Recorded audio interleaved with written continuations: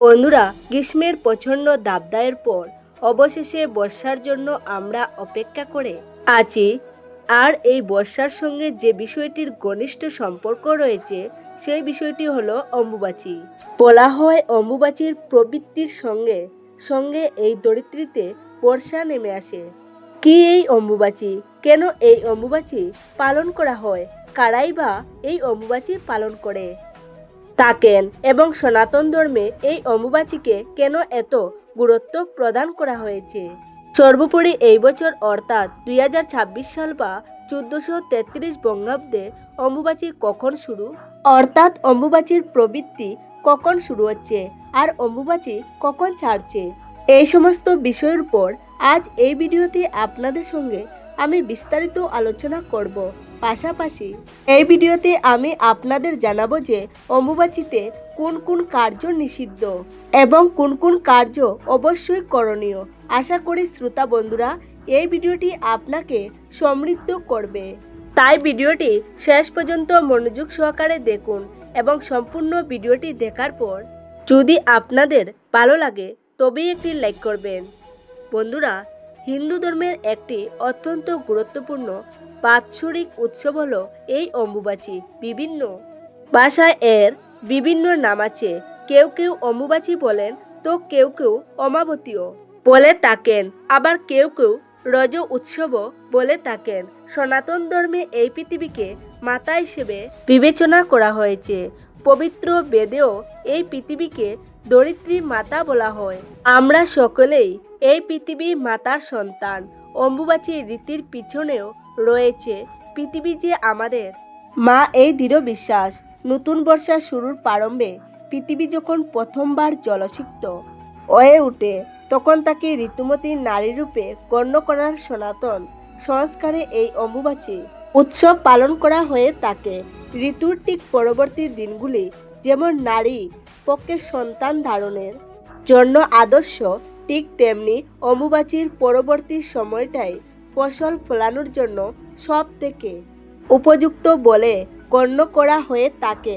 প্রত্যেক বছরের মহাজাগতিক দ্বারায় পৃথিবী যখন সূর্যের মিথুন রাশিস্থ মৃগশিরা নক্ষত্রে অবস্থান করে সেদিন থেকেই ধরিত্রী মাতা ঋতুমতী হয়ে পড়েন। অম্বুবাচী কথাটি এসেছে সংস্কৃত শব্দ অম্বু এবং বাচী থেকে।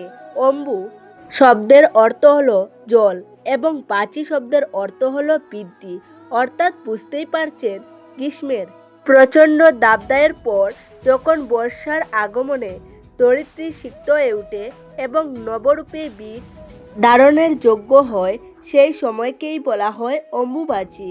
অর্থাৎ সূর্য আষাঢ় মাসে যেদিন যে সময় মিথুন রাশির আদ্রা নক্ষত্রের প্রথম পদে গমন করে সেই সময়কাল থেকে মাতৃস্বরূপা পৃথিবী এবং আধাশক্তি মহামায়া ঋতুমতী হয়ে পড়েন, তখন অম্বুবাচীর প্রবৃত্তি শুরু হয় আর তার ঠিক 3 দিন পর সেটা শেষ হয়ে যায়।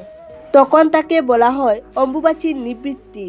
এই অম্বুবাচীর নিবৃত্তির পরেই কৃষকরা তাদের জমিতে চাষ করতে শুরু করে। বন্ধুরা, আমরা জানি প্রতিটি মেয়েই ঋতুমতী হয়, বা বলা যায় একজন নারী তারপরেই সন্তান ধারণের জন্য সক্ষম হতে পারেন। ঠিক তেমনি বছর অম্বুবাচীর এই 3 দিনকে পৃথিবীর ঋতুকাল গণ্য করা হয়। আসলে এই অম্বুবাচী উৎসবের মাধ্যমে পৃথিবীকে নারী হিসেবে মান্যতা দেওয়া হয়ে থাকে। এই সময় আসামের কামাখ্যা মন্দিরে অম্বুবাচীর প্রথা অত্যন্ত গুরুত্ব সহকারে পালন করা হয়ে থাকে।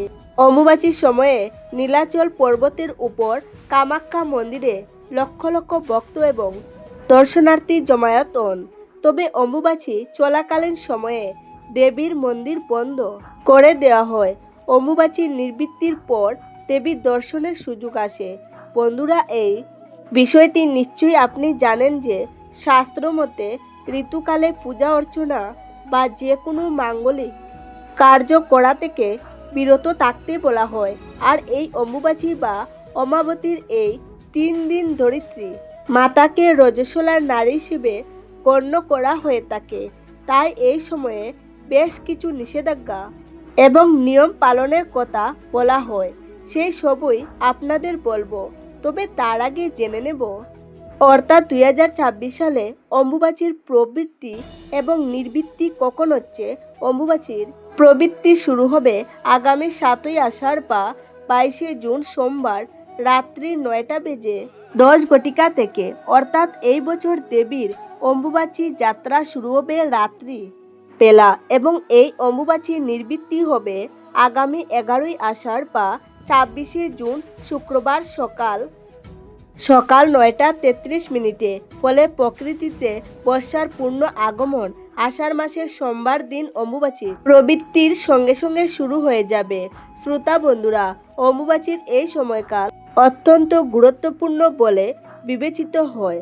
শাস্ত্রমতের সর্বপ্রকারের মাঙ্গলিক এবং শুভকর্ম যেমন বিবাহ, উপনয়ন, অন্নপ্রাশন, গৃহপ্রবেশ, গৃহ আরম্ভ প্রবৃত্তি থেকে এই সময় বিরত থাকা উচিত। কৃষি সংক্রান্ত কোনো কাজ কখনোই এই সময় করা উচিত নয়। পৃথিবীকে ধরিত্রী মাতা রূপে সম্বোধন করে শাস্ত্রমতে এই 3 দিন মাটিতে চাষ কোনো কাজ করার নিষেধ রয়েছে। যেহেতু ঋতুমতী মহিলারাই কেবল সন্তান ধারণ করতে পারেন, তাই মনে করা হয় অম্বুবাচীর পর ধরিত্রীর সেই রূপেই আরও শস্য ঝামেলা হয়ে ওঠেন। এবারে আসুন জেনে নেওয়া যাক যে এই সময়ে কোন কোন কার্য নিষিদ্ধ এবং কোন কোন কার্য অবশ্যই কর্তব্য। আগেই বলা হয়েছে যে অম্বুবাচীর সময় কোনো শুভ কার্য, মাঙ্গলিক কার্য করা নিষিদ্ধ। এমনকি এই সময় যখন পূজা করবেন তখন কোনো মন্ত্র উচ্চারণ করা চলবে না। কেবল ধূপ এবং প্রদীপ দেখিয়ে প্রণাম করলেই হবে। অম্বুবাচীতে ভূমিকর্ষণ এবং বৃক্ষরোপণ সম্পূর্ণরূপে নিষিদ্ধ, কারণ এই সময় ধরিত্রী ঋতুমতী থাকে।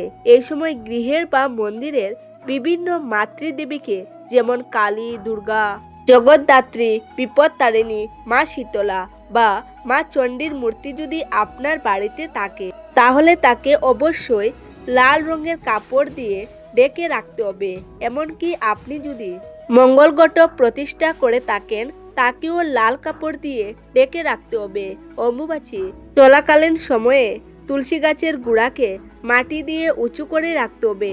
এই সময় সকাল সন্ধ্যায় ঠাকুরঘরে শুধুমাত্র ধূপ এবং প্রদীপ প্রজ্বলন করবেন, কিন্তু ভুলেও কোনো মন্ত্র উচ্চারণ করবেন না। তবে যারা সপ্তম মন্ত্রে দীক্ষিত তারা এই সময় মন্ত্রপাঠ করতে পারবেন।